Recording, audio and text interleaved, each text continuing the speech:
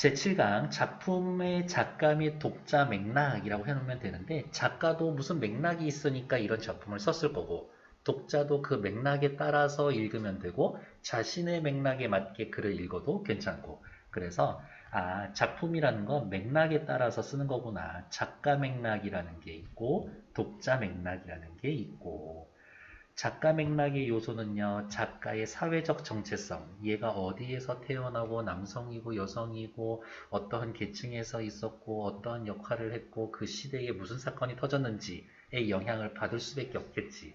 그 속에서 작품의 창작 동기를 갖게 되는 거다. 독자들은요, 그 사람하고 문학작품하고 동시대에 같이 살았을 수는 없잖아.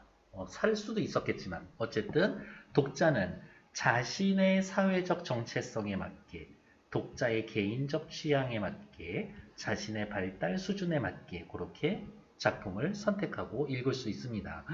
이 얘기 어디서 많이 들어본 것 같은데 바로 여기에요. 표현론, 문학작품과 작가를 연결시켜서 효용론, 문학작품과 독자의 관계를 중요시 여겨서 이전에는 작가 중심으로 문학작품에 접근하는 관점이라고 했는데 여기에 작가 맥락이라는 말이 추가가 된 거지. 그러니까 독자 맥락, 작가 맥락. 요게 올해 수능 특강에 처음 나온 말이니까 얘네들에 조금 집중해보자 라고 확인하는 거죠.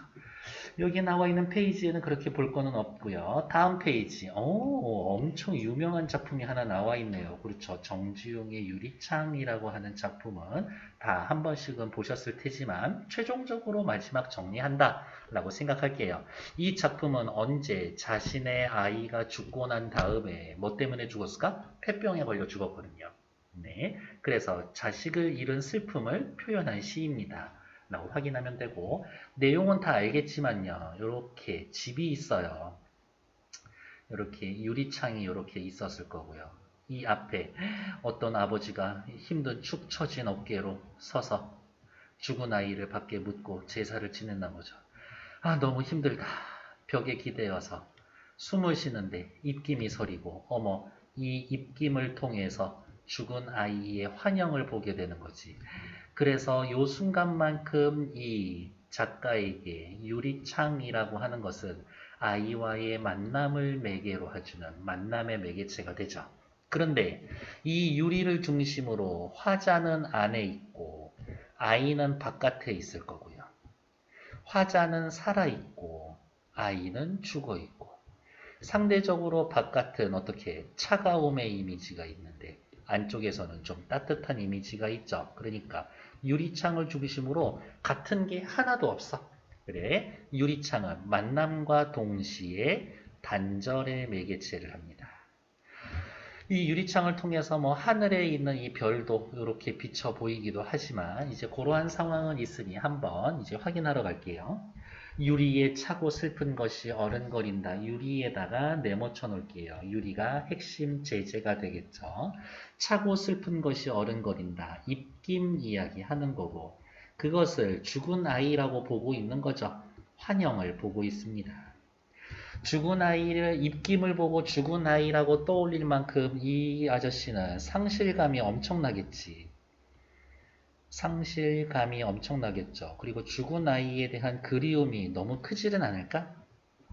열없이 붙어서서 열없이 힘없이 붙어서서 입김을 흐리우니 왜 입김을 흐리울까? 이렇게 환영으로나마 죽은 아이를 보고 싶기 때문에 역시 그리움 때문에 생긴 행동이다.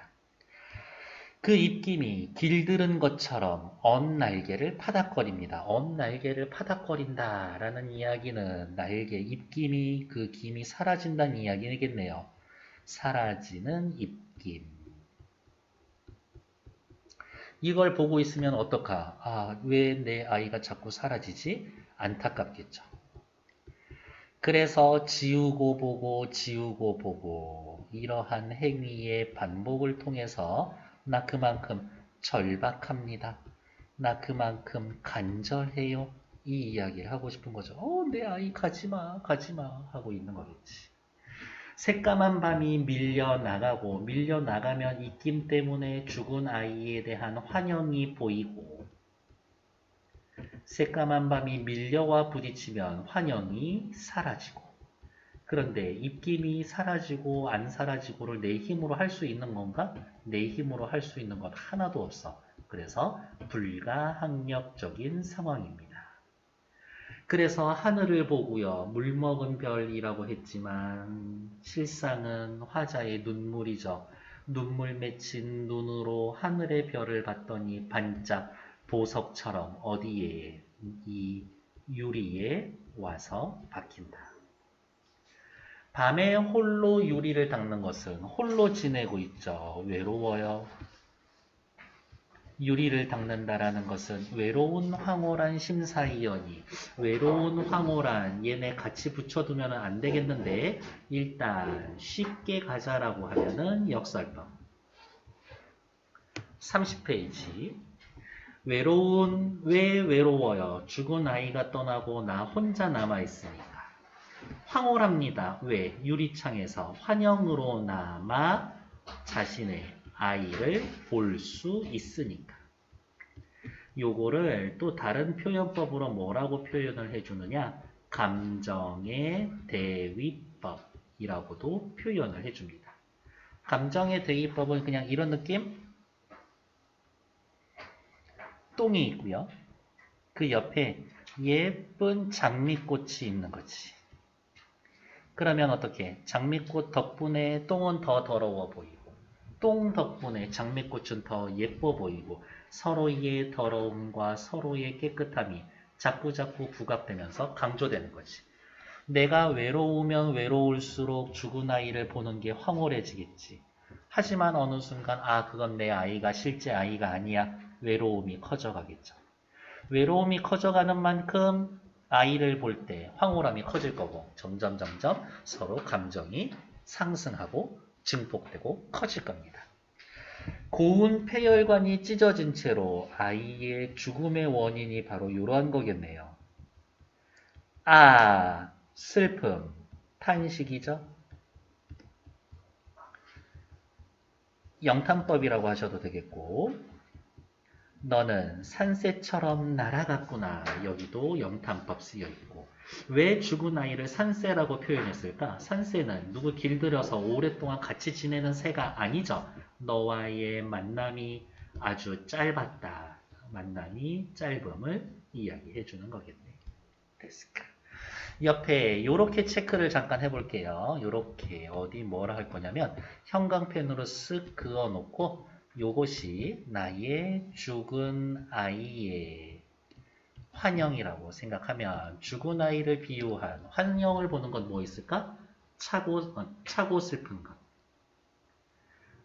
날개를 파닥거리고 있고 물먹은 별, 보석처럼 박혀있는 것들. 산새, 요것이 죽은 아이를 표현한 방법입니다. 라고 이야기해주면 되겠네요. 그리고 어떤 교재에 보면 여기 마지막에 라는 부분을 가지고 감탄사로 시상을 마무리합니다 라고 이야기를 하면서 19채 향가 있죠? 19채 향가의 형식적 전통을 19채 향가의 형식적 전통을 계승했습니다. 그래서 이 시는 굉장히 전통적인 시예요 라고 이야기하는 분들도 있더라 라고 확인해 놓으면 되겠습니다. 됐을까? 밑에 나와 있는 문제 1, 2, 3번 푸는데 시간 많이 들이지 않을 거예요. 2분만 드릴게요. 시작! 살펴봅니다. 1번 틀린 것 찾기죠. 정지용의 유리창은 시인이 29되던 30년에 쓰여졌습니다. 갑작스러운 병으로 자식을 잃은 젊은 아버지의 비통한 심정을 노래했습니다. 어이구야. 젊은 아버지의 비통한 심경을 노래했습니다. 이 작품은 주변 상황을 인지하는 과정에서의 미묘하게 변하는 화자의 정서. 이러한 점을 고려했을 때 작품을 감상하면 아이를 잃은 아버지의 절절한 심정과 이를 심미적으로 승화하려는 태도를 보여줍니다. 유리에 비친 차고 슬픈 것. 아이가 죽은 후에 상실감으로 괴로워요. 그렇죠. 차고 슬프면 괴롭겠지. 차고 슬프게 보이는 화자의 모습. 나쁘지 않죠? 입김을 불자 유리의 어린 대상이 엄날개를 파닥거리고 있어. 아이와의 추억에 얽매이지 않으려는 됐어. 넌 이제 죽었으니까 너에 대해 생각하지 않도록 하겠다. 너와의 추억은 저 멀리 지워놓겠다. 그런 거야? 너무 매정한 아버지. 근데 그렇게 매정한 아버지는 아니지. 그러니까 2번 틀린 얘기. 유리에 본 입김을 지우고 보고 지우고 봅니다. 그만큼 화자는 간절해요. 물먹은 별이 반짝 보석이라고 했습니다. 죽은 아이를 별, 보석에 비유했죠. 아이의 죽음으로 인한 슬픔을 심미적으로 승화했습니다. 아유, 아무리 그래도 아이가 죽었는데 어떻게 그렇게 심미적인 생각하겠어요? 라고 하겠지만 보기에 심미적으로 승화하려는 태도가 있습니다. 라고 이렇게 대놓고 얘기해 줬으니 그렇구나 라고 받아들여야지. 뭐 어떡할게요? 아, 너는 산새처럼 날아갔구나. 이제는 내 곁에 없구나. 부재를 확인한 화자가 느끼는 비애감. 나쁘지 않죠. 그래서 틀린 건 2번. 다음 페이지 문제 볼게요.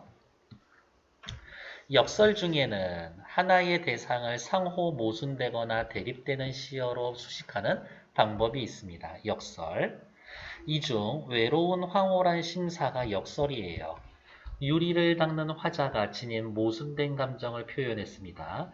이 19에서는 외로운이라는 시어는 너와 함께 할 수 없는 현실을 인지한 데서 오는 부정적인 정서.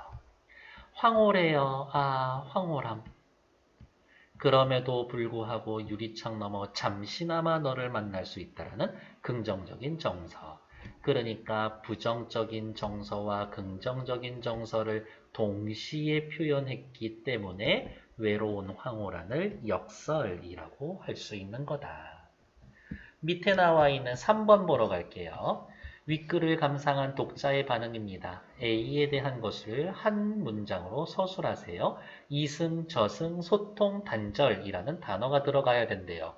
초등학교 때 갑자기 할아버지가 돌아가셔서 크게 절망한 적이 있어. 할아버지의 인자한 모습을 볼 수 없다는 생각에 매일 눈물을 흘렸는데 꿈에 그리던 할아버지를 만났고 너무 기뻐서 할아버지 손을 한시도 놓지 않았어.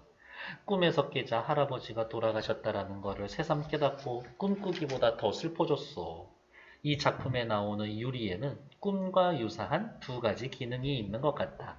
꿈처럼 소통과 단절 두 가지의 기능이 전부 다 있는 것 같아.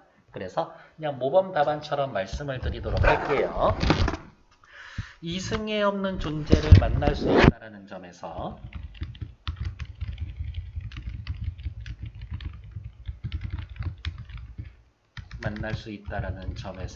소통의 기능을 이승과 저승이 가로막혀 있음을 깨닫게 한다는 점에서 단절의 기능을 한다. 이 정도로 확인해 놓으시면 될 것 같아요.